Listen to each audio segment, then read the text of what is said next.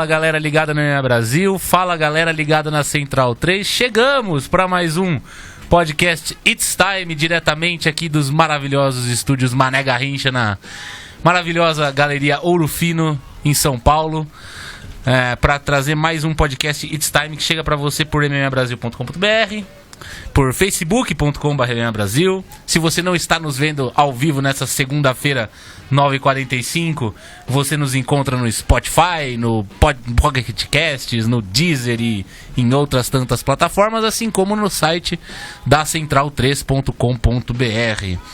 E hoje, que como vocês podem ver, eu, Thiago Kiel, estou aqui pela ausência injustificada do nosso apresentador âncora oficial. E como não poderia ser mais, quem não falta está do meu lado, o outro Bruno, o mais belo dos dois Brunos, Bruno Costa. Boa noite, como vai o senhor? Boa noite, grande dia hoje. Ontem também foi. Ontem também. Ontem Sábado também menos. Sábado menos, mas também foi bom porque teve o UFC. Também foi bom porque teve o o UFC. bacana. Foi legal. Graças a Deus teve. Prazer estar aqui de volta. Ainda melhor o ambiente hoje da bancada. Parece, né? Tá mais leve, tranquilo. É verdade. Sei. Mais leve eu não sei, mas tá mais tranquilo. Tá mais tranquilo? Então tá bom. Você tem alguma suposição sobre a falta do nosso amigo, aparentemente? Não, nós vamos desvendar isso ao longo do programa. Ao longo do programa? Tá bom. Dizem que tem motivo. Tem. Tem justificativa. Talvez judicial. Talvez judicial, de repente fugir do Brasil para algum país árabe meio do nada, assim é estranho, mas tudo bem, sem problema. Boa noite, seu Matias, como vai? Boa noite, grande dia também, saudade do Bruno Sader, queria que ele estivesse aqui conosco para fazer aqueles comentários prévios ao programa, né? Sempre tão enfático. Acompanham de vez em quando as lives que o próprio Bruno faz, né? No Insta, né? No Insta, isso. Aliás, acompanha o diário de viagem dele. Isso, no acompanha, Insta. entra ali, ó, @BFF Sader, pode procurar. Nossa. Tá sendo um turismo gratuito, excelente. Bruno Uma aula de Líbano. Aparentemente ganhou um presente de algum programa de TV, tipo De Volta Pra Minha Terra. E tá bonito. Né? É pro Gugu, né? Foi o Gugu que... Ó, invejei ali a mesa de almoço com os primos dele. Pois é. Quem está aqui conosco, diretamente da capital do carnaval carioca, Bangu. Não sei de onde eu tirei isso, mas tudo bem. Boa noite, Diego Tintin, como vai? Boa noite, vocês falaram aí que hoje foi um grande dia, ontem foi um grande dia, sábado foi um grande dia, mas esqueceram do melhor dos últimos dias, que foi a sexta-feira. Um beijo pro Bruno Costa. Um beijo, grande abraço. Morra, né? Tá bom, tudo bem. Excelente. E em dia com recordes quebrados neste esporte do qual a gente fala um pouco nesses podcasts, não poderia faltar nosso editor-chefe Alexandre Matos, também direto da sucursal Carioca do Rio de Janeiro. E aí, Ale, boa noite, como vai? Boa noite, galera, grande dia. Bruno Costa, queria te falar uma coisa muito importante, não sei se você acompanhou nos grupos, eu deitei Alexandre Matos com uma argumentação perfeita sobre a diferença de bolacha e biscoito, e depois te passo a base legal, tá? Absolutamente piadista, não, mano? Agora nós temos Receita Federal definindo sobre o vernáculo. Deitei Alexandre Matos na argumentação. E como vocês sabem, tivemos nesse final de semana um grande evento, mais um evento numerado do UFC, que foi o UFC 238. E aqui para comentar com a gente já tem bastante gente ao vivo conosco. Vocês me confundem porque vocês entram na live, eu vejo o nome de todos vocês, eu não tenho por que repetir vocês na live, entendeu? Aqui conosco Vinícius Maia, Diego Rodrigues, o Renato Oliveira, o Weber Felipe falando que está assistindo com Alexandre e Diego, o melhor podcast sobre o mundo das lutas. Que honra. Eu não sei se ele está assistindo com outros Alexandre e Diego, ou com Alexandre Matos e Diego Tintin. Seria uma coincidência fantástica se ele tivesse com o Alexandre e um Diego lá assistindo com ele. O Vinícius Maia já manda uma questão aqui. A frase só faz sentido. A frase só faz sentido se forem outros. Só faz sentido que fazem outros, né? A não ser que vocês três estejam sentados juntos. Não, porque não seria honra nenhuma falar de mim, do Alexandre. É isso. Pode ser. Isso é verdade. Então vocês vão entrando, vão comentando aqui na caixinha de comentários do Facebook, que nós passamos por todos os comentários durante o programa. E o Tadeu Passo já manda que tá direto de Las Vegas, terra do... Meu primo. Diego Passos Matos, óbvio, claro. Seu primo direto de Las Vegas? Meu primo que me hospedou lá quando eu fui pro 226. Futuro torcedor de Las Vegas Raiders, grande time da cidade. E de Las Vegas Golden Knights. É isso aí. Cássio Coutinho já chega diretamente do bairro da Penha, no Rio de Janeiro. E sem mais delongas, Matias, por favor, trilha sonora do UFC.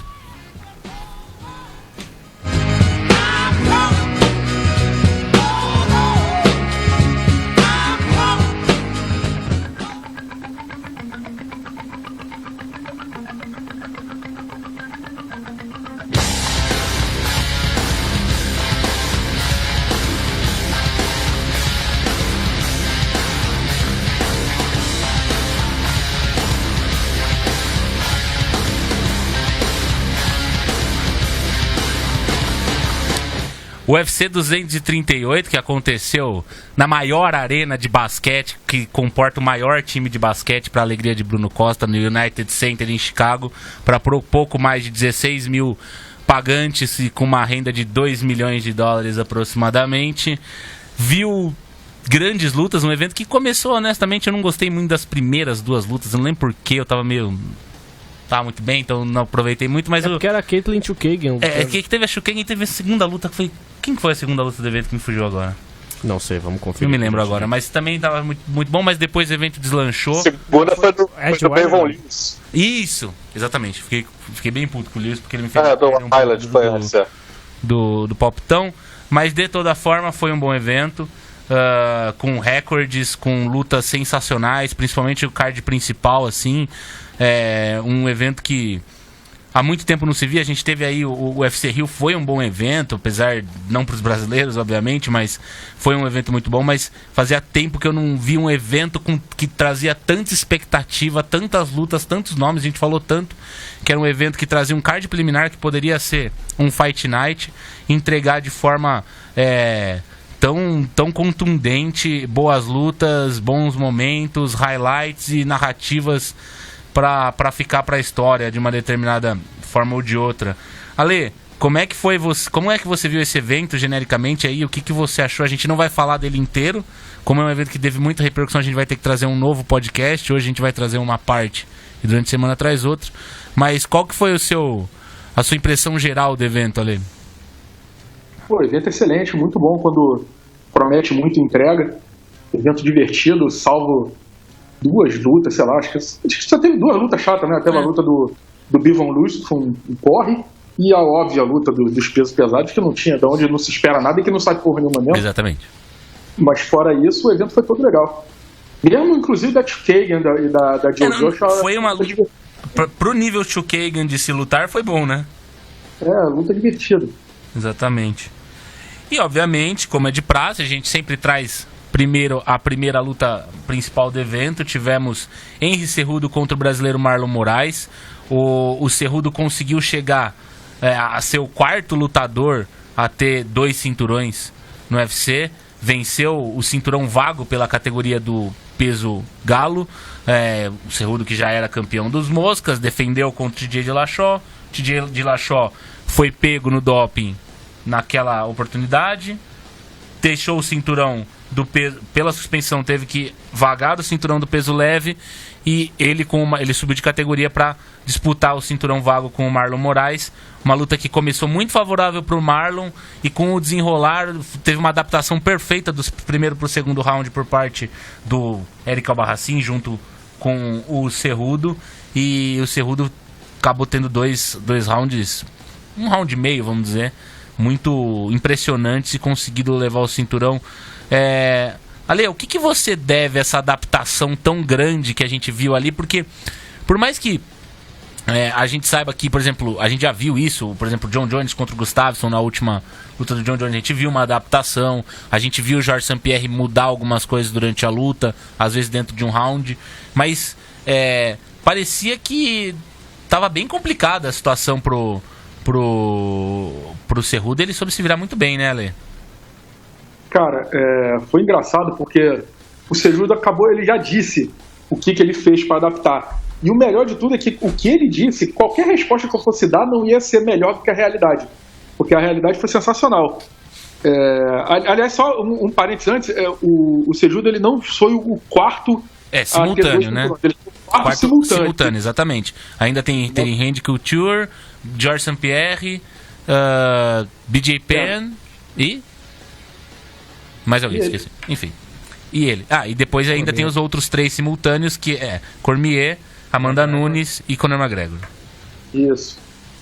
Então, a desculpa, não é uma desculpa, né? A avaliação dele é muito sensacional. O primeiro round, tudo que ele fez deu errado, né? O Marlon Moraes, ele estava com uma noção de distância muito bem feita, muito bem definida, acertando chute baixo, que é o fundamental, né? As pessoas dizem, chutar wrestler é complicado.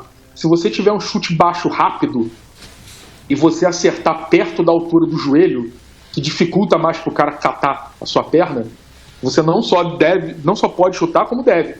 Porque você vai diminuir, você vai tirar a base de equilíbrio do wrestler, você vai atrapalhar o cara a fazer um movimento de entrada e queda. Então isso é uma tática bem interessante, e o Marlon fez isso muito bem no primeiro round.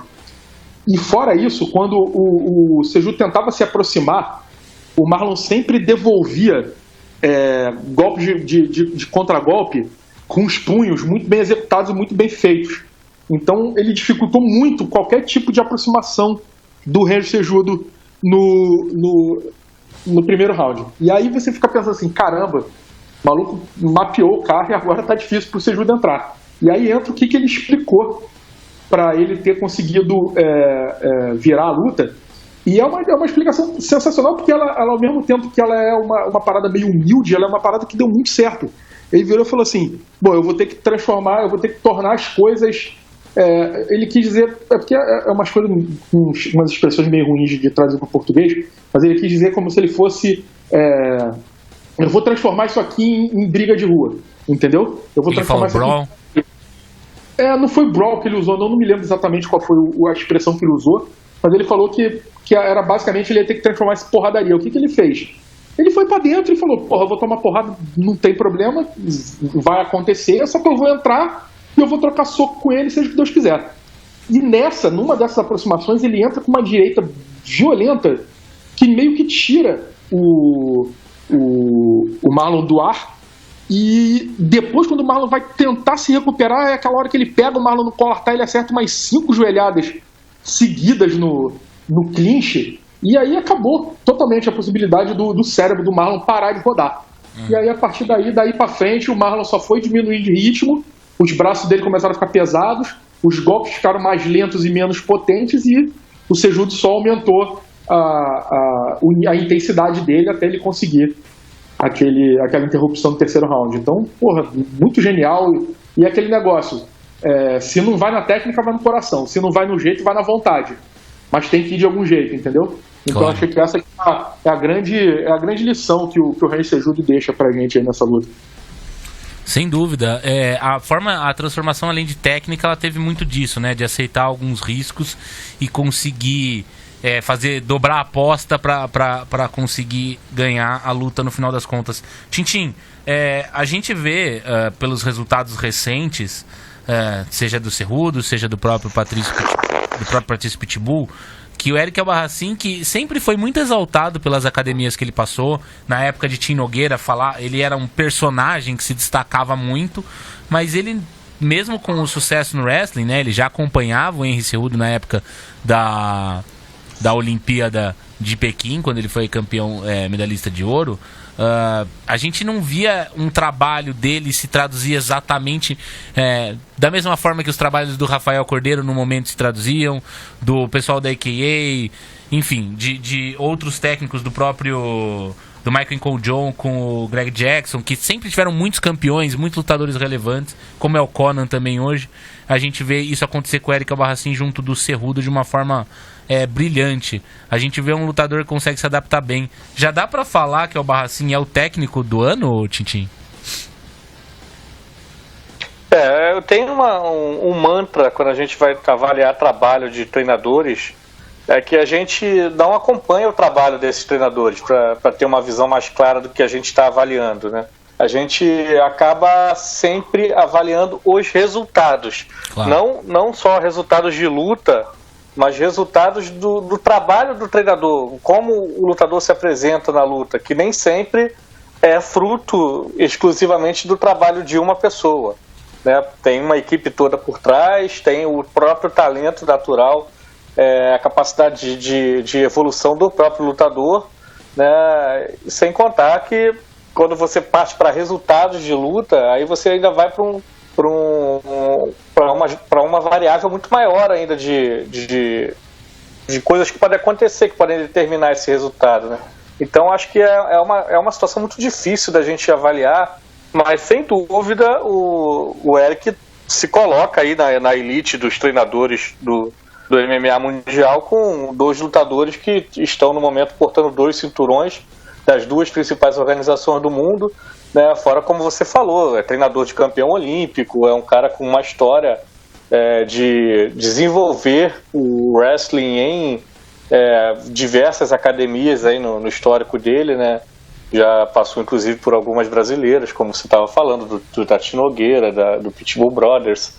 É um cara que tem todo um trabalho duro e muito talento aí para desenvolver seus lutadores, mas esse tipo de classificação de lutador do ano, lutador, né, quem é o melhor lutador, treinador do ano, quem é o melhor treinador da atualidade no MMA, eu acho que é uma coisa muito difícil, é uma situação muito difícil da gente ranquear, da gente classificar, porque o máximo que a gente tem é pegar os resultados do treinamento que esse cara implanta nas equipes, né? Porque conhecer o trabalho de um por um, a gente teria que estar lá dentro lá para saber qual metodologia é a mais eficiente ou é a mais bem aplicada. Eu acho que isso seria até um pouco vulgar demais, a gente pegar resultados tanto da performance quanto do resultado propriamente dito, né? Quem ganhou mais lutas, para fazer esse tipo de classificação. Acho que eu prefiro sempre colocar em prateleiras ali. Eu acho que ele está na primeira prateleira dos treinadores mundiais atualmente, sim.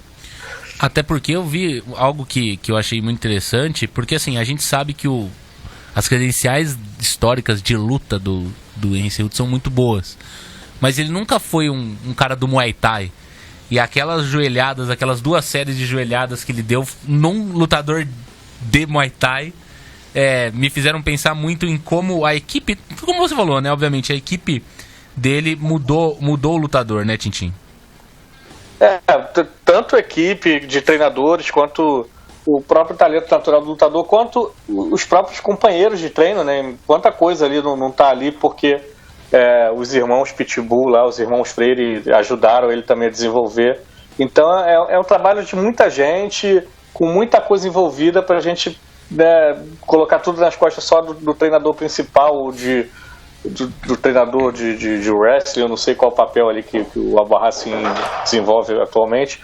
Eu acho que tem muita coisa envolvida, né, para a gente classificar só dessa forma. E até complementando um pouco o que você e o Ale falaram antes, né, foi uma situação ali muito única, porque o golpe que entrou no segundo round, ali no começo do segundo round, mudou completamente o panorama da luta, né? Então, assim, não sei, eu não me sinto seguro ainda de afirmar, não que vocês tenham dito isso, mas eu já li em alguns lugares isso, tipo, que o Cejudo está com um nível de trocação de elite, porque ele conseguiu ganhar do Marlon Moraes trocando e tal. Assim, eu acho que teve muitas das circunstâncias ali que ele conseguiu aquele golpe que mudou muito o panorama da luta. Ele pegou o Marlon no Muay Thai ali depois no clinch do Muay Thai, ok, mas o Marlon já estava bem afetado, né, por aquela pancada que tinha entrado antes. Eu não sei se ele... Se isso não tivesse acontecido, né, se tivesse sido uma luta, os dois em condições normais ali por mais tempo, se ele teria essa vantagem, porque o primeiro round a gente viu que o Marlon levou, né, uma vantagem ali clara na trocação, mas são circunstâncias de luta. Se ele fez o golpe, se ele conseguiu o golpe de forma limpa ali, que virou a luta, é mérito total dele, né. Eu só não me sinto seguro de afirmar que ele já está num nível de trocação assim tão alto. Eu acho que ele tem um ótimo nível, mas ainda não é dos melhores da divisão, né? Acho que ele ainda tem um caminho aí a percorrer, apesar de ter vencido essa luta basicamente com a trocação dele, eu acho que eu vi coisas ali que ele ainda pode evoluir ainda mais. Exatamente. Aqui com a gente, um abraço pro José Augusto Araújo, que pergunta se o Cerrudo seria o lutador que mais evoluiu recentemente. Bruno Costa já vai cravar isso daí pra você. Tobias Bunenberg. Bernardo Oliveira pergunta se a gente vê similaridade do round 2 do Cerrudo com Justin Gaethje versus Edson Barbosa. Não tô me lembrando exatamente da similaridade que ele diz aqui.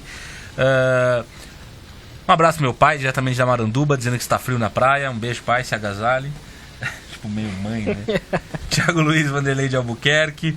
Um abraço pro Paulo Crepaldi, pro pessoal que tá assistindo lá no escritório. Não falem mal de mim, não falem que eu não trabalho, porque meu chefe tá assistindo, então é complicado. Trabalha muito, Trabalho muito. E Bruno Costa, além dessa questão de que eu queria que você abordasse um pouquinho sobre a evolução do Henry Cerrudo e seus pensamentos sobre o lado dele, da luta, me parece que do lado do Marlon ficou faltando um pouco de calma quando ele sentiu que ele já não controlava tão bem a distância. Porque a grande diferença, além dos chutes que o Alexandre comentou muito bem, e a gente viu até uma foto que o Abarracin mostrou, que o pé do Cerrudo estava inchado 2 semanas antes da luta, e ele chutou bastante o pé, e dava pra ver que a hora que pegava o Cerrudo sofria. Eu via que o controle de distância estava muito bom. Quando o Cerrudo vinha para a pancadaria, o Marlon saía bem e devolvia os golpes na saída do Cerrudo, enfim. A partir de um determinado momento do segundo round, de fato, o Cerrudo conseguiu transformar a luta em pancadaria. Mas você não acha que com a melhor técnica do Marlon, isso é indiscutível, que ele tem mais técnica de luta em pé. Ele perdeu a luta em pé, mas é indiscutível que em níveis técnicos, se fosse uma luta pura trocação de Muay Thai, talvez não teria muita discussão quem sairia vitorioso. Você acha que faltou o quê? Calma pro Marlon? Faltou ele tentar mudar a estratégia? Mudar de nível seria muito difícil, porque a gente tá falando do campeão olímpico. Mas assim, pelo menos rodar mais, evitar esse... Você acha que ele subestimou talvez um pouco? Eu acho que não, acho que a gente precisa reconhecer o mérito técnico também do Cerrudo em conseguir ajustar bem no intervalo da luta. Aliás, lá pela metade do segundo round ele consegue ajustar. Não foi tão imediato porque teve uma evolução ali. Esse negócio da lesão, ele inclusive no primeiro round ele troca bastante de base, né? Tenta colocar o tornozelo direito à frente e absorve muito chute ali. O machucado era o esquerdo. E ele volta, a partir da metade do segundo round, ele começa a fazer um ajuste interessante, que ele para de jogar o jab, que era o golpe que estava dando o caminho para o Marlon conseguir contragolpear. Então ele para de tentar iniciar as sequências dele com o jab e começa a jogar direto, overhand. Toda hora ele começa a sequência dele com a mão direita e começa a usar muito pouco a mão da frente dele, a esquerda. E a partir desse momento, em determinado momento, entra um golpe em cheio do Marlon, e aí eu não sei se tem muita coisa para fazer também, porque já ele ficou vivo e isso já é o mérito. Agora, conseguir fazer muito ajuste a partir daquele momento fica difícil. E aí tem uma curiosidade também, eu tava ouvindo a narração em inglês na tecla SAP, inclusive Joe Rogan, péssimo. Nossa, tá cada vez pior, falando é um negócio uma besteira atrás da outra. Vergonhoso, cara. Mas, teve assim, uma na luta da Tatiana Soares que, pelo amor de Deus. Mas eu achei curioso, eu não sei se deu pra escutar também na transmissão brasileira, no intervalo do segundo pro terceiro round, a dica que o Mark Henry dá pro Marlon Moraes, que é nenhuma. E aí, mãe? Exatamente, ele fala, porra, pensa na tua mãe, não sei o que. Eu entendo que tem gente que precisa de estímulo motivação emocional, tá? Mas eu acho que ali ele podia ter dado algum conselho mais técnico. Agora, ele conhece o lutador dele melhor do que eu, obviamente, ele deve ter tido um motivo pra falar sobre isso. Mas eu achei que de repente podia ter usado um pouquinho mais pra falar sobre o que ele precisava fazer tecnicamente pra escapar do jogo do Henry Cerrudo naquele momento. Então, assim, se tinha algum ajuste pra fazer, pode ser que tenha faltado uma orientação técnica no intervalo, que era quando tinha tempo pra se recuperar de alguma coisa ali o Marlon Moraes. Brunão? Oi. Talvez também, cara, o Mark Henry não é de fazer isso, né? Mark Henry é um excelente corner, né? Uhum. Ele trabalha muito bem passando instrução. Talvez ele tenha percebido e tenha visto pela reação do Marlon, falou assim, pô, cara, se eu passar algum tipo de informação um pouco mais rebuscada, ele não vai entender porque ele tá grog, sacou? Sim. Isso também, entendeu? Não sei se de repente 1 minuto, 50 segundos que eles têm lá pra orientar o lutador, não sei se não deu tempo, se o Marlon Talvez falar, pensa na sua mãe, ela seja algo pra acordar ele, né? Pra ele poder prestar atenção. Né? Aí acorda e volta pro plano que tava dando certo, entendeu? Mas eu até achei que ele não foi tão mal assim no final do segundo round, depois de quase tomar um knockdown ali, porque ele até consegue, em alguns momentos, repelir os ataques do Henry Cejudo, mas ele obviamente sai tomando a pior no fim daquele round. Então assim, o cara conseguiu se manter vivo, ele reagiu melhor à pressão do que a maioria dos lutadores reagem nesse tipo de situação, depois de ser semi... Na verdade não é semi, ele tomou um flashdown ali, né? Chega a ser um flashdown. E essa luta tem uns paralelos muito interessantes com a vitória do Andy Ruiz sobre o Anthony Joshua também, né? Que foi o cara menos técnico que venceu, encurtando a distância e trocando porrada sem querer trocar disputa técnica na distância, entendeu? Ele falou, na técnica da distância eu vou me ferrar, eu vou pro pau pra dentro, e aí o cara mais técnico aceitou o pau pra dentro, entendeu? A aposta dobrada é justamente acreditar que o cara vai aceitar isso, né? Mas aí é o que ele falou, já tava perdido, eu tinha que ir pra dentro. Então, se ele continuasse com aquele negócio, o Cejudo não ia durar 3 rounds. Então ele me falou, porra, do jeito que vai, eu vou me lascar. Então, meu irmão, eu vou pra dentro. Você vê, o Cejudo já saiu de cadeira de roda da arena depois da luta. Se ele tivesse mais um round, mais 5 minutos tomando bica no tornozelo, ele ia ser nocauteado com um chute na perna. Juntou o tornozelo com as bicas na perna que ele levou. Isso, exatamente. E, Ale, aproveitando o comentário do Vinícius Maia, falando que o Marlon é grande demais, deve cortar bastante, que talvez isso tenha uma queda de rendimento. Eu até acho que nem tanto, porque o Marlon já luta há muitos anos na categoria. A minha maior dúvida fica em relação àquela discussão que a gente tinha antes da luta do Cejudo com o Dillashaw, antes do Cejudo conseguir estabilizar como peso mosca. Ele é um peso galo, de fato, porque ele começou a carreira com peso galo, desceu de peso, chegou ao título, subiu, venceu o Titi Dillashaw e subiu de peso agora. Imagino que com o caminhar da categoria peso mosca para o fim, deva talvez se tornar, deva se manter na categoria até 62 quilos. Você acha que isso no final das contas fez alguma diferença em alguma medida? O subir de peso, eu até vi esses dias, aquela vez que a gente foi lá no UFC, foi na época de TJ e Cejudo, e a gente falou justamente do corte de peso, que talvez essa mesma luta no peso galo teria um resultado diferente. Me parece que, pelo menos em relação ao peso, o Cejudo tá bem quisto, né, Ale? O que acontece, cara? O Cejudo, ele não é que ele seja um peso galo natural, não. A parada é o seguinte, ele foi campeão olímpico até 55 quilos, tá?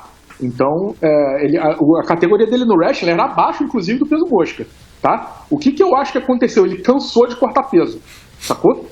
Muito tempo cortando peso, o corte de peso do wrestling é muito extremo, e o corte de peso extremo do MMA, inclusive, é uma herança do wrestling, entendeu? Então, eu acho que o cara cansou de cortar peso, e tem hora que o corpo começa a não responder mesmo, entendeu?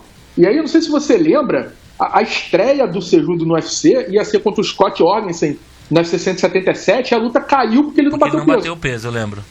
E, inclusive, ele chegou a virar pro Sean Shelby e dizer que ele ia se aposentar, que ele não sabia mais se ele queria lutar. Ele falou, MMA não é pra mim, vou sair fora. E foi o Eric Albarracin que salvou ele, né? Porque ele tava decidido a se aposentar. Aí depois ele veio na estreia, na luta seguinte, com 61, não me lembro com quem foi a luta dele. Foi com Dustin Kimura. Dustin Kimura, né? Isso. E aí foi de 61, e aí depois ele pegou confiança para cortar peso e aí baixou de categoria. Então, assim, a categoria natural dele, se ele não tivesse esses estresses de corte, era o 57 mesmo, tá? É o tamanho dele. Só que tem hora que o corpo cansa, tá? E cada pessoa reage de um jeito diferente a corte de peso também. Eu acho que ele é um cara que se adapta, principalmente porque tem um laço de treino muito forte do wrestling e de um atleta olímpico. Eu acho que ele se adaptaria bem a qualquer uma das duas categorias, o que não é o caso de qualquer lutador, entendeu? Tem gente que sobe de peso, perde agilidade, tem gente que baixa de peso, perde resistência. Então tem muita gente assim que pode reagir de outros modos. Por exemplo, ele saiu ontem dizendo que quer lutar de 145 e desafiar o Max Holloway. Eu já acho meio louco. Aí é meio loucura, né? Já entra num nível meio de falar também, né? Então, mas aí, cara, como é que você vai dizer para um cara desse que não? Que ele não, olha só, ele não era esperado de formar a seleção americana de 2008. Não é nem que ele não era favorito ao título olímpico. Ele não era nem cotado para fazer o Olímpico time, tá? Ele nem ia ser, ele ia perder o trial. Ele ganhou. Aí ele foi para a Olimpíada, ganhou 2 lutas. Janeiro falou, porra, vai perder. Ganhou. Chegou para a final, vai perder. Ganhou. Era o azarão na segunda luta contra o Demetrius Johnson. Ganhou. Era o azarão contra o TJ Dillashaw. Ganhou. Era o azarão contra o Marlon. Ganhou. Meu irmão, o cara é azarão a vida toda, sacou? Então, tudo que ele conquistou na vida dele foi contra todos os prognósticos. Não dá pra discutir muito contra isso, né? Então, e aí quando ele diz que ele vai lutar de peso-pena, eu, assim, dentro da minha ignorância, vou falar, meu irmão, você tá louco. Só que eu não vou falar isso pra ele, porque é capaz dele virar e falar, meu irmão, eu vou fazer e o problema é teu. Entendeu? Você não acredita em mim, azar o seu. Exatamente. Ele vai te mostrar uma medalha de ouro e 2 cinturões. E vai falar assim, ó, falaram que eu era louco. Exatamente. Em todas as situações disseram que não dava pra mim, deu, entendeu? Exato. E Tintin, ainda nesse aspecto, a gente viu, o Bruno Costa colocou na coluna dele, e, enfim, ficou bem claro, até porque ocorreu no mesmo evento, que parece que numa situação de peso galo, em que um peso galo vai lutar contra o Cerrudo, o Sterling seria o melhor colocado ali nesse momento. Além disso, o próprio Henry Cerrudo pediu Dominick Cruz ou Uriah Faber, e até foi engraçado esse momento da transmissão, porque corta pro Daniel Cormier, e o Cormier fala assim, olha, eu não tenho como culpar ele, porque todo mundo quer uma money fight. Eu quis o meu Brock Lesnar e não tive, então, tipo, não vou discutir com esse argumento. Aliás, Daniel Cormier, que é parceiro de seleção americana dele. Ele bem Askren, né? Ele bem Askren, Exatamente. O que você acha, Tintin? Você acha que cabe dar uma luta diferente pra ele? Uma luta... O Dominick Cruz eu acho difícil, o Uriah Faber tá voltando agora, tem uma luta marcada... Vai ser nocauteado antes de poder lutar pelo cinturão. Rick Simon. Vai ser difícil muito pro Uriah Faber, mas talvez o Dominick Cruz tenha ele é daqueles caras que tem aquele golden ticket, sabe? Que ele chega e fala assim, quero lutar pelo cinturão. Mas ele se operou há pouco também. Também não volta. Mas ele o Cerrudo não deve voltar logo, né? Enfim, o que você pensa, Diego Tintin, pro futuro do Cerrudo aí? Qual que seria o ideal na sua visão? Então, o ideal é sempre o cara lutar com quem tá ali na fila. Lembrando, que lembrando que ele é campeão de 2 categorias, né? Pois eu acho que com essa conquista de cinturão já dá pra chamar o padre aí pra dar a extrema-unção no peso mosca, né? Eu imagino que é só o que faltava pro UFC encerrar de vez a divisão. Continua. Mas eu acho muito difícil, tá? Esse é achismo puro, que tenha mais uma defesa de título do peso mosca. Que talvez pode acontecer, o que vem acontecendo são essas lutas aí pra definir mais ou menos quem é que vai subir pro peso galo e quem é que vai ser dispensado, né? É o que eu imagino pro cenário atual da divisão. Agora, assim, o ideal, você perguntou o que é o ideal, para mim é sempre lutar com quem tá mais bem ranqueado, com quem tá bem melhor ali na divisão, mais próximo por merecimento, disputar o cinturão. Só que, cara, eu entendo completamente o cara querer fazer uma luta que tenha um rendimento melhor pra ele, né? Imagina quantas vezes o Cerrudo ainda é um campeão olímpico, que já chegou no UFC com um bom salário e tal, né? Não lutou muito em cenário regional nem nada, mas outros tipos de lutadores que passaram por isso tudo, ganhando pouco em luta e tal, quando chega no cinturão é a hora do cara ganhar dinheiro. Eu acho completamente natural que o cara persiga esse tipo de luta, né? Tente esse tipo de pagamento mais alto, né? Pelo menos uma vez. Eu acho que fica feio se isso ficar repetitivo, ficar, né, recorrente, mas que o cara conquiste, como ele fez, 2 cinturões, lutou já com o campeão de cima na divisão dos moscas também, e, quer dizer, aceitou todos os desafios que foram passados para ele até agora. Eu acho totalmente natural e aceitável que ele tenha uma luta aí, que ele chame um adversário que vai trazer um pagamento melhor e tal. Só que nesse cenário em que o Dominick Cruz não não tem muita chance de lutar no futuro próximo, né? Apesar do Cerrudo também ter se machucado aí, de repente demora um pouco mais dessa vez para voltar. Eu acho que contar com o Dominique é sempre perigoso, né? Porque, né, tem um histórico todo de lesões aí que ele não consegue ficar inteiro.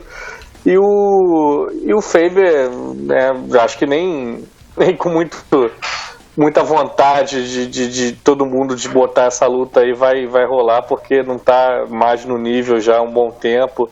Eu acho até que seria uma luta bem difícil de assistir, porque seria um senhor de um massacre, né? O Cerrudo atualmente voando aí, ganhando de todo mundo, ganhando do TJ, ganhando do Marlon. Pegar um lutador aposentado seria completamente bizarro, seria coisa da gente começar a torcer pra comissão vetar, né?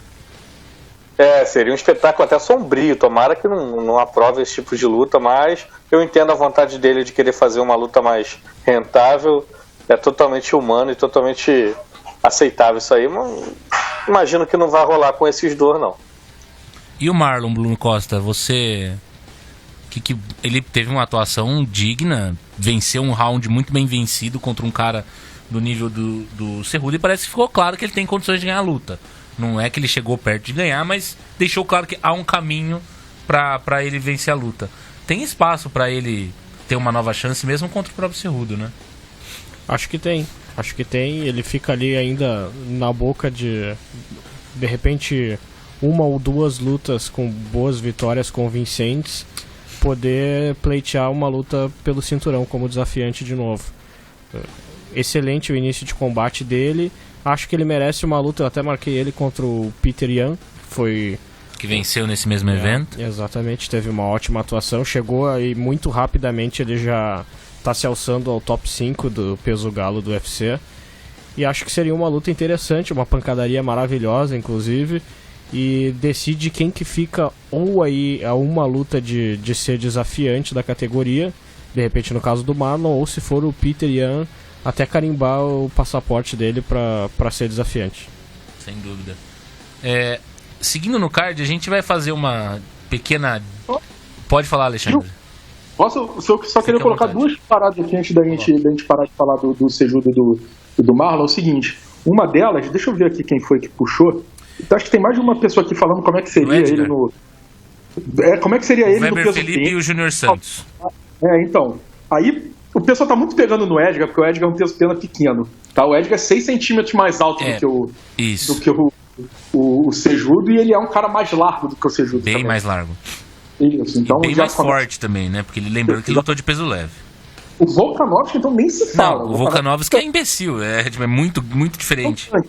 E aí eu não lembro que ele poderia fazer papel no top 5 do peso pena. Olha o tamanho do top 5 do peso pena. Tá tirando o Holloway. É o Volkanovski, é o Brian Ortega, que é gigante, é o José Aldo, que é um retângulo, um quadrado, né? O maluco, ele não muito é tão forte. Alto, ele é forte pra diabo. E sei lá, o Aldo tem 1,70 m. O Aldo não é baixinho também, não. O Volkanovski foi minúsculo perto do Aldo em termos de altura, assim, né? Por exemplo. Edgar, Renato Moicano, Zabit, Magomed Alipod. Porra, mano. Contra o Zabit seria surreal. Não, contra o Zabit seria ridículo. Ou contra o Moicano a mesma coisa. Eles iam fazer, sabe, bullying na escola, que o cara põe a mão assim na cabeça do outro e o outro fica girando o braço. Ia ficar uma coisa muito ridícula. E olha, ele tem cabeça pra caramba pra segurar, né? Inclusive, parabéns pro Cerrudo por não ter sido nocauteado com chute na cabeça, que era uma previsão fácil de você fazer. Mas ele tava bem preparado por isso, cara. Tava. É só que fisicamente é um negócio difícil de impedir, e ele conseguiu mesmo assim. Sim, é difícil. Ele bloqueou bem, né? E aí a outra questão que eu queria, ainda mais queria a opinião de vocês, é até um negócio meio rápido, mas eu achei uma parada legal. O Cerrudo, quando ele ganhou, ele falou que ele é o maior atleta de esporte de combate de todos os tempos. Por quê? Porque ele chegou no auge, no ápice, no Olimpo, de 2 modalidades diferentes. Isso é raríssimo, né? O cara chegou no máximo que um wrestler pode chegar, campeão chegou no máximo que um lutador de MMA pode chegar. Ele foi campeão olímpico, foi campeão do UFC duas vezes. Então você tem assim... tem nego que foi campeão olímpico e campeão profissional. Beleza, mas no mesmo esporte. Karelin, por exemplo. O Karelin não chegou a se profissionalizar, né? Ele lutou, fez MMA uma vez só. Mas não. Ah, você tá falando com os dois esportes, tá. Eu tô pensando... Entendi. Olímpicos e foram campeões mundiais. O Anthony Joshua agora há pouco, o Vladimir Klitschko. Mas eu digo, assim, mudar de esporte e chegar no topo do outro esporte, e chegar no topo do outro esporte como o Henry Cejudo chegou. Né? Porque ele não foi... o que a gente falava quando o Anderson veio com aquela história de disputar o Taekwondo nas Olimpíadas. E a gente falava que não tinha a menor condição dele fazer isso. Então... Ele não se classificaria nem para a Olimpíada. Imagina chegar lá e ganhar a Olimpíada, não é isso? Não, nesse aspecto eu acho difícil discutir muito, até porque a gente falava muito a favor de um argumento da Honda, sendo que ela ganhou uma medalha olímpica e foi campeã de uma categoria e já achava isso um grande acontecimento. Imagina alguém ser campeão olímpico de 2 categorias, né? Mas eu não sei se isso determina que ele é o maior atleta de esporte de combate, porque na minha opinião ele não é nem o melhor wrestler, nem o melhor lutador de MMA de todos os tempos, então... Não, concordo com você, mas, por exemplo, um dos cinturões dele, ele desbancou o maior reinado da história do UFC, entendeu? Assim, é ruim você tirar essa informação dele, sabe? Eu concordo, ele não é o melhor wrestler, ele não é o melhor lutador de MMA, ele não é o pound for pound número 1 de hoje, muito menos todos os tempos. Exato. Mas o feito dele é muito difícil de você rebater, entendeu? Sem dúvida. Eu não... Assim, eu fiquei pensando assim, cara, eu não lembro de alguém que tenha feito isso, sabe? Eu não me lembro que eu cheguei nesse nível. O Adesanya, campeão mundial, o Adesanya não chegou a ser campeão mundial de Muay Thai, né? Não, sei lá, tem a Holly Holm, mas ela não foi campeã em 2 categorias do MMA. Apesar de ter chegado perto, não conseguiu. Mas, por exemplo, a Holly Holm é um bom argumento. Se a Holly Holm tivesse sido campeã no peso pena, ela teria sido campeã em 2 categorias, né? Pô, seria muito injusto você falar que a Holly Holm tá perto de ser maior que a Joana, que a Holm, entendeu? É complicado. Eu entendo o ponto de ser 2 esportes, mas...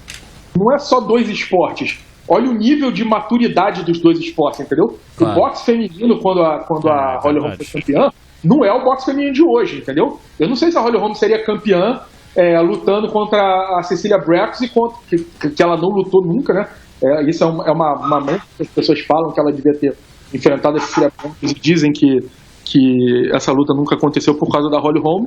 Ou a Clarissa Shields, por exemplo. Eu acho que a Holly Holm não teria vencido. Do jeito que ela perdeu para Anna Sophie Metz, eu acho que a Clarissa Shields teria aniquilado ela. Mas o esporte não era tão evoluído e o esporte do Henry Cejudo é o esporte mais antigo da humanidade, entendeu? Então é complicado. Depois de correr, né? É a luta. Até nisso o cara tem moral, sacou? Lógico. Não. Eu acho que é uma discussão válida, mas eu acho que aí a gente você começa a pesar o quanto vale as coisas, né? O que vale mais? Fazer o que o John Jones fez no MMA, ou o que o Karelin fez no wrestling, ou que o Muhammad Ali... o Ted fez no judô, ou que o Muhammad Ali fez no boxe, sendo gigantesco em esporte, ou tá em altíssimo nível em 2? Qual a diferença de peso que isso vale numa comparação, né? É complicado. Eu acho válido, acho que ele tem um ponto bom, mas eu não concordo. Eu prefiro um cara que seja muito genial em um só. O que você acha, Tintin? Que pergunta, né? Caramba, bem feito.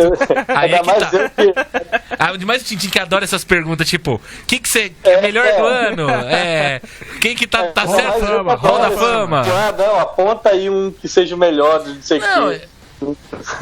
Eu tô passando porque... Mas assim, você falou, cara, o ponto dele é ótimo. Ele é um cara que foi elite da elite em 2 esportes duríssimos, né? Porra, e ele tem nem 30 anos, eu acho. É um animal, esse moleque é um animal.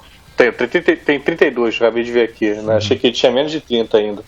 Mas enfim, se você for ver a carreira dele no MMA, cara, o cara tem 2 derrotas, uma que, absurda pro Benavidez, eu acho que ele venceu aquela luta, no mínimo empate, e a derrota pro Demetrius Johnson, quando ele pegou o maior campeão da história do UFC com 5 lutas de alto nível no MMA. E depois vingou, né? Depois vingou, quer dizer, a carreira completamente irretocável dele no MMA, fora o nível que ele chegou de ser campeão olímpico no wrestling, que é como o Alexandre falou, é um esporte super desenvolvido, que, né, praticado em uma porrada de países muito alto nível, né? Enfim, uma competição dificílima de se colocar nessa situação de campeão olímpico, e ele conseguiu muito novo, né? É do caralho esse cara. Tintin, o Kilt fez uma pergunta muito difícil, te deixou em maus lençóis. Eu queria corrigir isso contigo e fazer uma pergunta um pouco mais fácil, mais legal. O que tu achou da entrada da luta do Diego Sanches com o Clay Guida no Hall da Fama do UFC? Essa sim é a pergunta que tinha que ser feita. Pô, cadê o Marco Rua? Pô, né? e sabe o que eu achei escroto? Só um detalhe muito rápido. Só o Clay Guida tava na arena. Tipo, ele foi que perdeu aquela luta, tá ligado? E daí ele ficou meio comemorando. Foi meio constrangedor, assim, sabe? Tipo, mas beleza. E essa luta foi do caralho. Não, essa luta foi do caralho. É que eu não lembro agora todas as lutas que estão, mas eu lembro que eu acho que deve ter luta melhor. Tem uma do Marco Ruas contra... Deixa eu falar. Enfim. Seguindo no card, senhores, aproveitando que a gente tá falando do peso galo, que a gente já comentou do Sterling, vamos deixar pra falar da Holly Holm com mais calma. Da Holly Holm. Da Valentina Shevchenko com um pouco mais de calma no nosso podcast extra, porque aí vai ter várias implicações, e de outras lutas também. Falar um pouco da luta do Sterling, que venceu de uma forma bem dominante o Pedrinho Munhoz ali, 3 rounds, que atuação irretocável. Teve alguns momentos ali que ele parecia que ia perder um pouco a... Sabe aquela hora que você fala, você tá vendo a luta, daí o adversário que tá tomando a pancada não cai, dá um contragolpe muito forte e fala, ih, moiou, mas não aconteceu. Atuação muito acima da média do Sterling, né, Ale? Eu lembro que você comentou assim no grupo de colaboradores do Padrim, nossa, eu tô falando desse cara faz 25 anos e finalmente ele teve a atuação que eu tinha certeza que ele tinha condição de ter, né? E o engraçado é que, porra, inclusive no striking, aí eu vejo assim, eu falando, nossa, mas ele dominou até no striking, não sei o que. Meu irmão, esse cara sempre foi muito bom, entendeu? Eu vi as lutas dele quando ele começou no Ring of Combat, no Cage Fury. Esse maluco era bom demais, maluco. Ele é, inventivo, criativo, sabe? O que ele tem demonstrado agora nas últimas lutas. Ele não era só... Ele é um grappler de altíssimo nível, né? Ele é um cara que mistura muito bem as transições do wrestling pro jiu-jitsu. É um cara oportunista, um cara técnico pra caramba.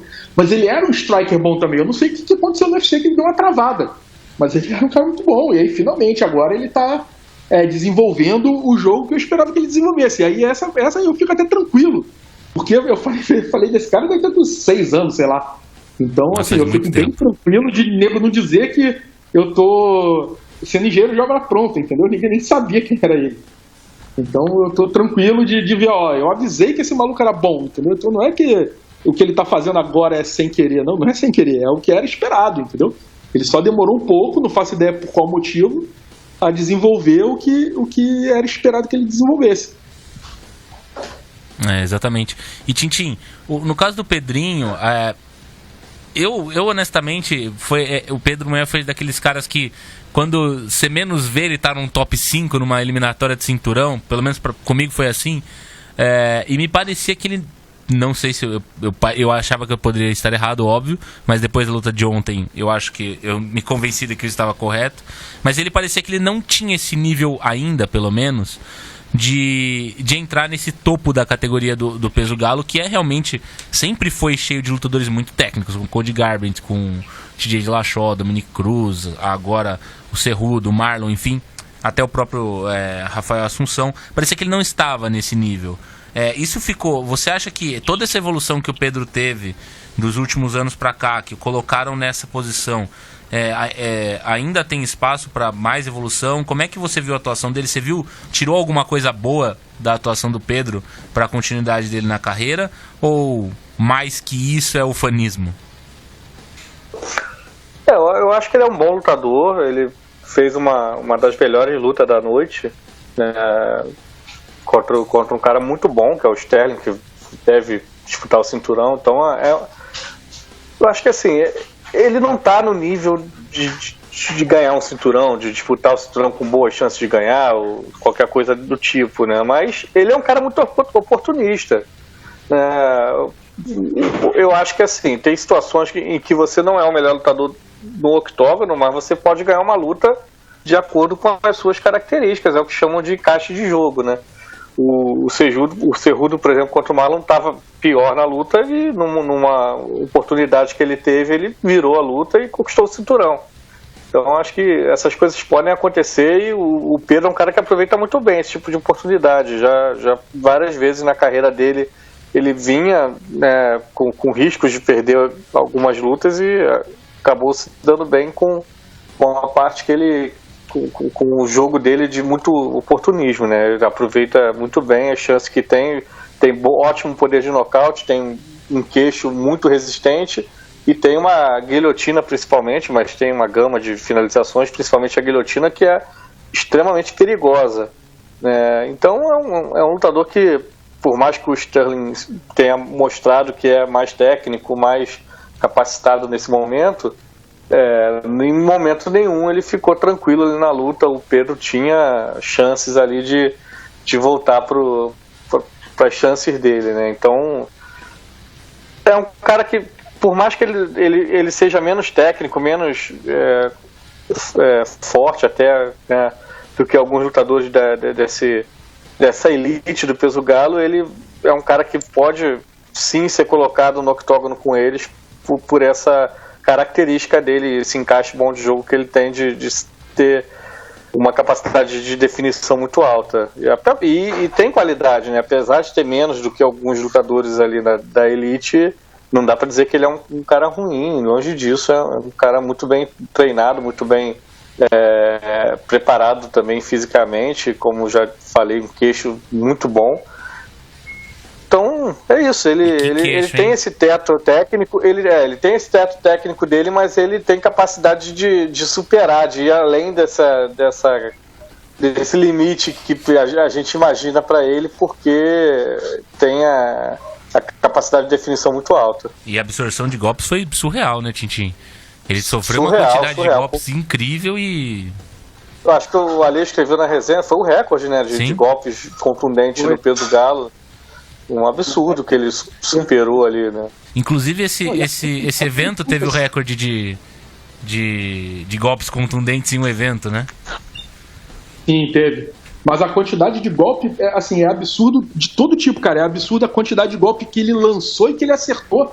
Se você olhar não só pela quantidade total da luta, mas se você botar numa média, é muito estúpido, entendeu? É como se fosse... Você calculou que é um golpe a cada 5 segundos, né, que ele levou. Um golpe a cada 5 segundos acertado, um golpe a cada 3 lançado. Então, se você parar pra pensar que mesmo os golpes que não lançam, esse golpe tá te dando trabalho, entendeu?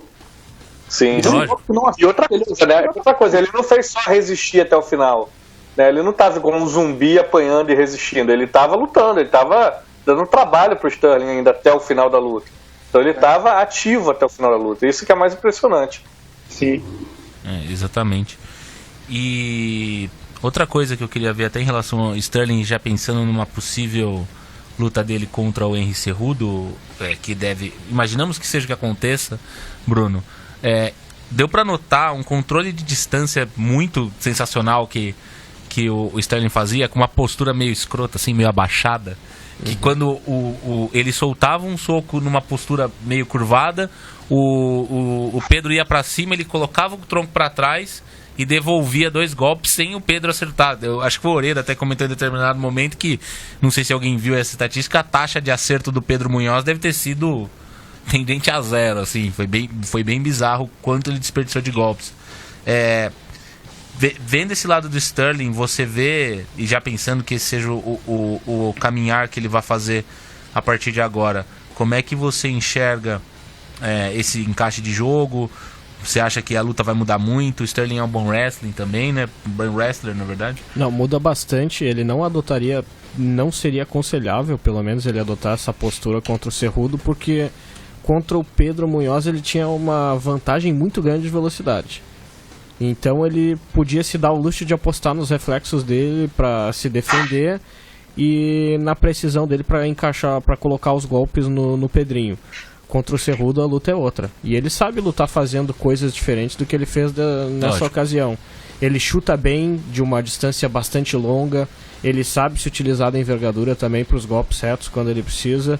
Então acho que a estratégia dele não teria nada a ver contra o Cerrudo do que essa que ele adotou contra o Pedro Munhoz. E o Pedrinho Munhoz, falei com o Alexandre, a gente falava sobre isso durante o evento, devia ser obrigatório ele lutar contra o John Lineker agora, né? Nossa, seria sensacional. Isso eu ia passar pra vocês, inclusive. Agora, Brunão. Oi. 17 centímetros de vantagem de envergadura que o Sterling tem. Coisa. É muita Sobre coisa. quem? Sobre o Pedro? Sobre o Cerrudo? Não, isso. 17 centímetros é difícil, mas assim, é o que o Bruno falou, ele tem velocidade pra quebrar talvez essa distância, mas é complicado, é uma né? luta bastante difícil pro Cerrudo. Pra ele conseguir aproximação é difícil. O Sterling é muito bom grappler. Muito bom grappler. Muito bom wrestler também. Não é do mesmo. Não é um wrestler campeão olímpico, mas não é só isso que conta na adaptação. Ele tem ótimas finalizações, né? Então, luta dura.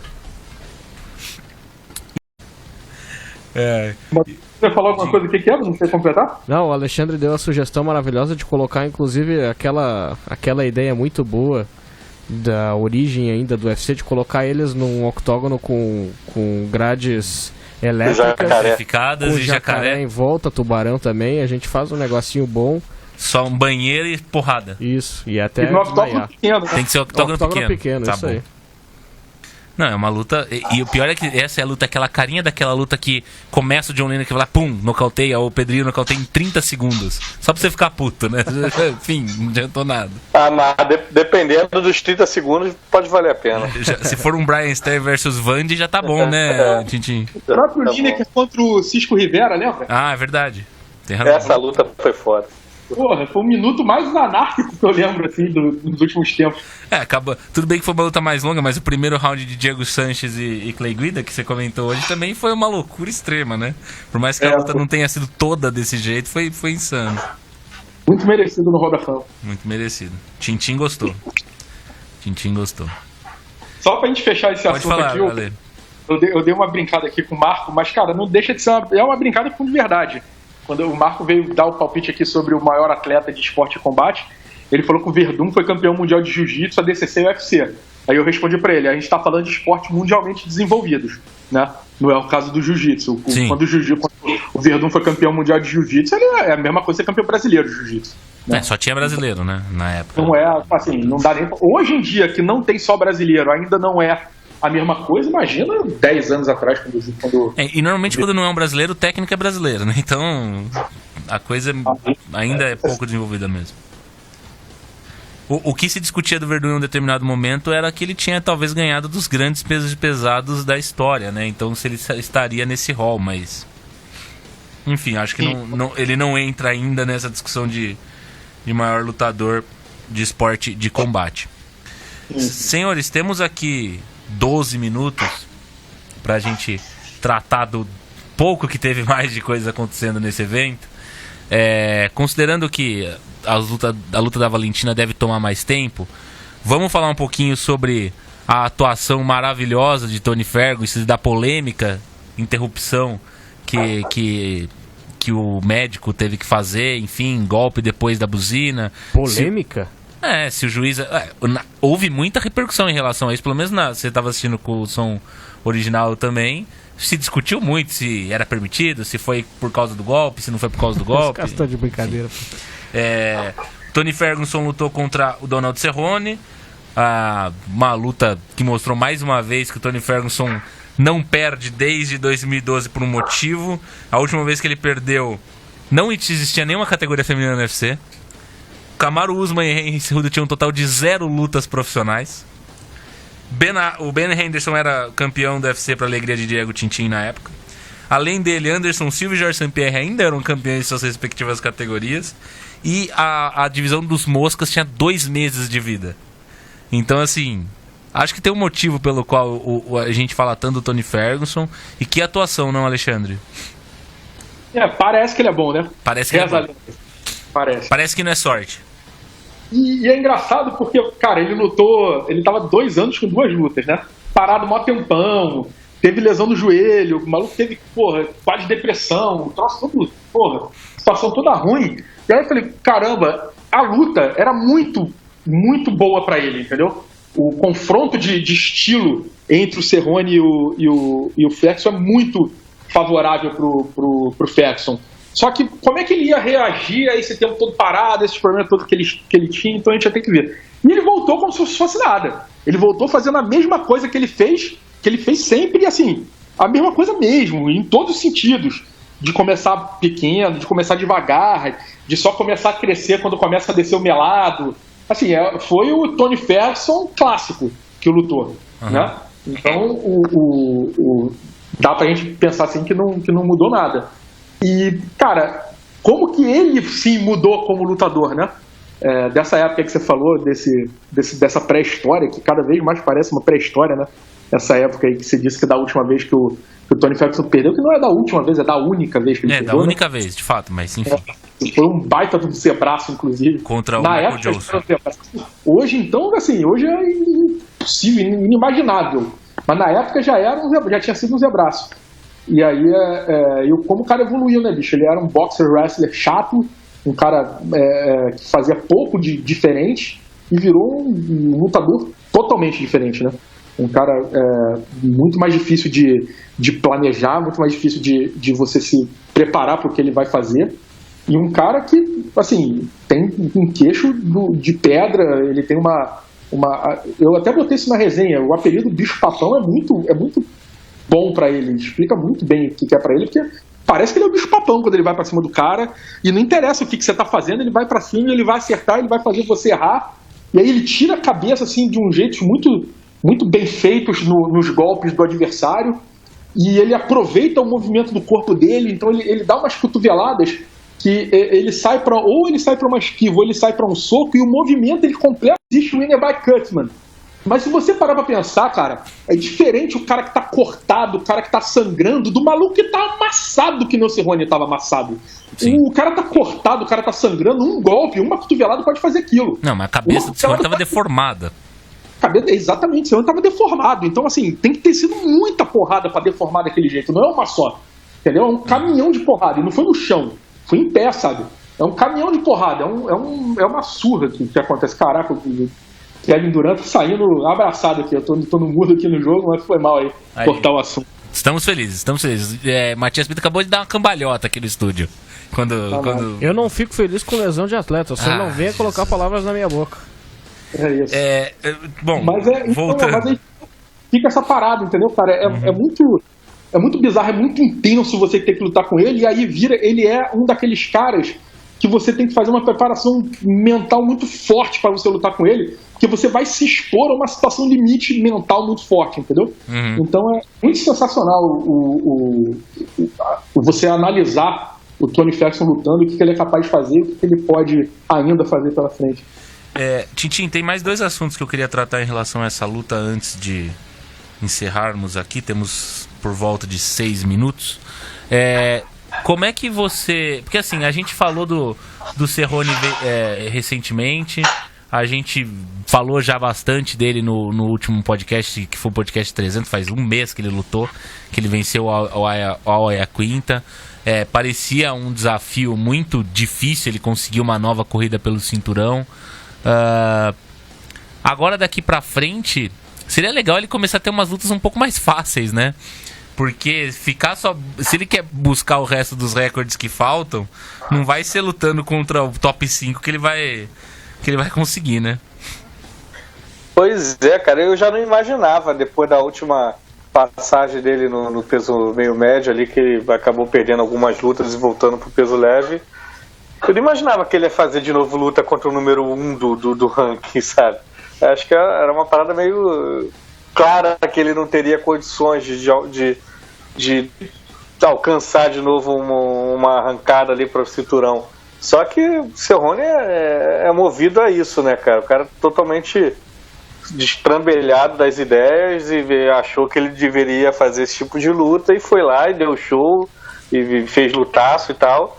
Mas eu tô nessa tua ideia. Eu acho que pro bem até da saúde futura dele também, seria melhor ele dar uma diminuída aí nesse nível de adversários e passar a empilhar bônus aí sem colocar tanta a cara dele pra ficar amassada igual ele ficou no sábado. Eu sou contra isso, eu só queria ver uma vez antes dele diminuir o nível de adversário contra o Justin Gaethje. Para de colocar o Justin Gaethje pra lutar contra todo mundo. Toda luta que alguém é legal, você põe o Justin Gaethje. Maravilhoso. Vou colocar ele pra lutar contra o Kamaru Usman. Isso, vai ser da hora. Sem vergonha. Bruno, pode falar, Alexandre. Eu tenho até medo do Tony Ferguson contra o Justin Gaethje, bicho. Anarquia insana, né? Eu tenho até medo, sem sacanagem, os caras são loucos, bicho. Eu tenho medo que pode acontecer. Cara, eu acho que o Ferguson mata o Gaethje sem o Gaethje quase acertar quase nada nele. Será o Ferguson o cara que vai fazer o Gaethje entrar em queda? Não sei. Fica aí a pergunta. Eu acho que não. Eu acho que ele vai quedar ele mesmo, de cara no chão. mas se o Ferguson começar devagar com o Gaethje, vai dar merda. Vai dar merda. Mas ele não começou devagar no sábado. O Ferguson, agora falando sério, ele devia fazer logo uma luta pelo cinturão, porque já tá com 35 anos, uma sequência bizarra de vitórias no peso leve. Vários desses adversários dele poderiam muito bem ele ser de repente o campeão e o cara ser o desafiante número 1 da categoria. Então passou da hora já, ele precisa lutar pelo cinturão. Ele ficou fora, claro, teve lesão durante algum período, mas o Khabib também teve e tá segurando o cinturão hoje. E aproveitando, pode falar, Lê. Se o Ferguson for campeão do jeito que ele já ganhou todo mundo, daqui a pouco não vai ter nem desafiante pra ele botar o cinturão no jogo, né? Toda hora que vai parecer o Max Holloway. Vai dando a segunda volta. E, Bruno, aproveitando, já que você é especialista em futurologia, considerando que é quase certo que o Khabib eu sou um astrólogo vai também, ganhar, já falei. Eu vou pra Virgínia fazer um curso mês que vem. O voo de... Pode falar. Deixa eu falar alguma besteira. Eu nem lembro mais qual era a pergunta que eu ia fazer. Esse podcast tá uma piada. Era o polêmica lembrei.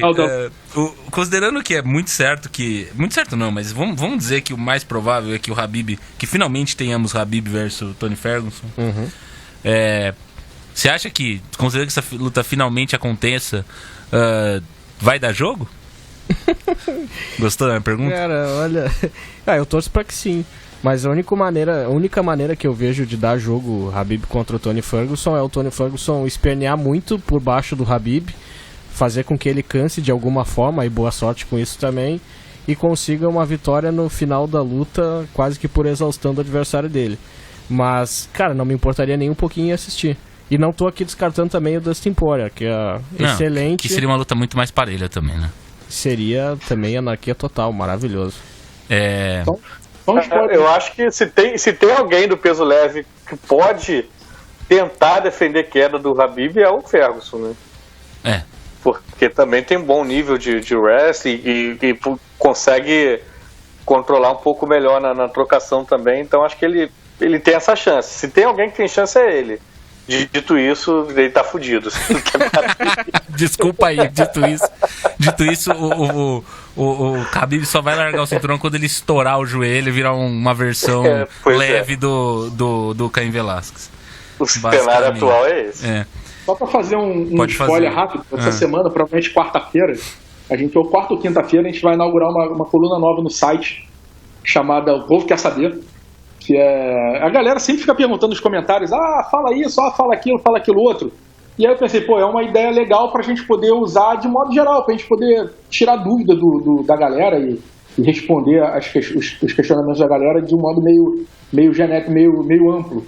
E aí a pergunta, no caso, foi na matéria, foi num comentário numa matéria que anunciou a luta do Khabib contra o Dustin Poirier, que perguntou como fazer pra parar o Khabib no Magomedov. Então eu tentei dizer como fazer para parar, disse inclusive quem são os candidatos a fazer isso e dei uma detalhada no que pode ser o Khabib contra o Tony Ferguson. Então, em breve, no máximo até quinta-feira, vai estar no ar essa matéria. Para isso, vocês têm que acompanhar o mmabrasil.com.br, porque assinem também lá, inscrevam-se no canal do YouTube, que essa semana teremos em algum dia um podcast extra para tratar do resto do evento. Falaremos um pouco mais do Tony Ferguson, falaremos da Valentina Shevchenko, Tatiana Soares, Peter Yan e grande elenco.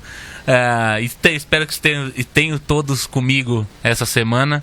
Obrigado pela presença, Bruno Costa. Um prazer, um grande abraço pro nosso querido Bruno Sader também, a cônjuge dele que tá viajando. E até a próxima. Diego Tintin, espero estar contigo no nosso podcast Old School por 4 horas. Estaremos lá.